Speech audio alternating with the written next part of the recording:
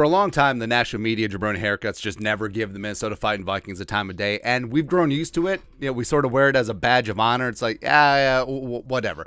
ESPN, even most of NFL Network, except for a couple awesome analysts, and definitely Sports Illustrated, like they don't have the time of day for the Vikings, which is fine. Well, minus Vikings beat writer Will Raggett, Sports Illustrated, he's fantastic. But we pointed out last week, after Week 5 action, after the Vikings survived against the crooked Chicago Bears, Connor Orr, are you kidding me?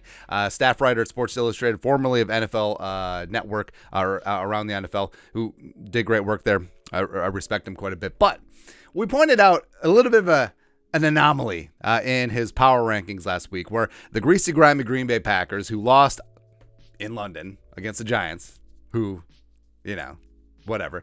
But they're still up at 4 last week, and the Vikings, even after moving to 4-1, which is beep bop up a boop, a better record than 3-2. Vikings are just languishing down at 12. All right, so we had some words. Vikings fans didn't take too kindly to it because it really doesn't make any sense. But he came out with his power rankings after Week 6 action, heading into Week 7, and I don't know. Like, I'm not saying that I certainly don't condone bullying, but sometimes it works. Who knows? So 1, Bills, yes. 2, Chiefs, yes. 3, Eagles, yes. So I think those are the top 3.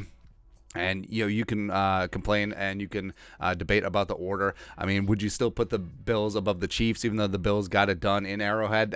Probably not. I mean, but would you take the Bills over the Eagles, even though the Eagles are 6-0? I don't know. It gets pretty close there. But then, looky, here comes Hookie. Oh, also, spoiler alert, the Packers at 5. Dang it. I was going to leave that as a dun. Whatever. So the Vikings at 4, 5-1. Last week getting it done down in South Beach, Miami, 24-16. And this is what he wrote. This is mostly just... This is amazing. This is mostly just an effort to pacify their fan base, which has been subtweeting me since July for picking them to finish with a mediocre record and rolling their eyes when I say the Packers are better, which... I don't know. On what universe can you say that the Packers, as constituted right now, are better than the Vikings? Ignoring what happened Week 1, because that's a long time ago, but the Packers have some legitimate systemic issues. That defense is garbage. Rodgers can't throw the ball out of a piss-soaked paper bag anymore. They're supposed to be a running team, except they can't run it. So, I don't know. Plus, there's dissension in the ranks. The 12-year-old boy has lost control of the classroom. So, and the Vikings are one of the more ascending young teams in the National Football League. So I don't know how you can say with a straight face that, hey, the Packers are better than the Vikings. I simply cannot do that. And whether it's people hollering at him on the old social media, or if it's I don't know, maybe we got in his head. Maybe he saw the video last week. Who knows? But I haven't really been leaning in on Connor Orr, so I didn't really see whatever he wrote in the offseason, but I'm sure I would have had umbrage with it. But, I mean, as of right now, this feels right. Do you put the Vikings at 4? Do you put them above the 5-1 Giants? Yes. Do you put them above the 5-1 Cowboys? Yes. Not 5-0 Cowboys, but you know what I mean. This is one continue. So enjoy your moment in the sun. It's like, he's throwing us a freaking bone here. It's like, here you go, plebeians. Here you go, plebs. Like, here's your moment. Number 4 in the power rankings this week, a complete and total kiss of death, which is fair. Like, well, what are we going to do? Lose this week?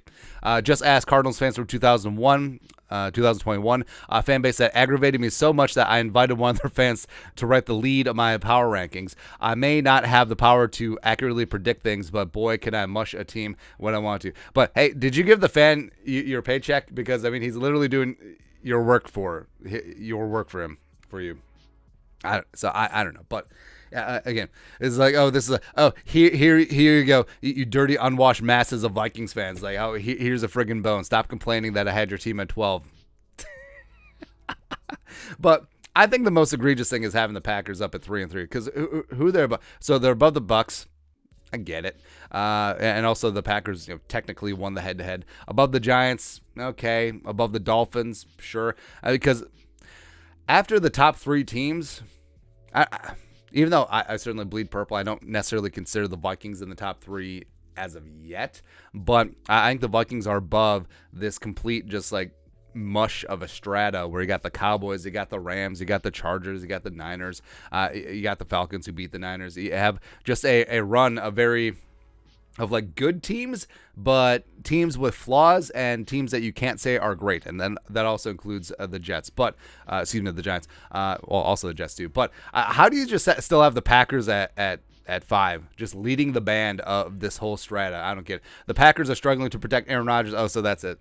I just blame the offensive line. It's not number 12's fault. And we're uniquely susceptible to the creative penetration tactics of the Jets defensive line. Sunday, you just say Quinn Williams is a man-child. When they're leaky in this way, it's difficult to get back like A.J. Dillon to the tight end, to the wide zone play, the kind of basic foundational play that could unlock more complex and potent schemes within Green Bay's offense. So that's the problem. Like, they can't run wide zone. So now Aaron Rodgers is basically operating the Vikings Kubiak offense, so it's fantastic. I don't get it. All right. So I think that there's a top 3 with the Eagles, Bills, and the Chiefs. I think the Vikings are right there, and then I think there's a whole like gaggle of like a dozen like teams are 3-3, 4-2. Giants 5-1 that are just like I don't know, man. But hey, even though it took some strong arming tactics. I mean, Conor Orr, Sports Illustrated, actually gave the Vikings the modicum of respect that we're due here. So we'll see how it works. I mean, if the Vikings say the Vikings beat the Cardinals week 8 with the last second field goal, he'll just drop the Vikings back down to like 18. They'll be below the Cardinals. It's crazy, man. But your thoughts are thoughts. Sports Illustrated gives up their hatred of the Vikings for just a millisecond. Let us know your thoughts and our thoughts in the comment section below. Subscribe for daily Vikings takes. Want to support the work? Put a little something in the Venmo. But till next time, Skull Production Value.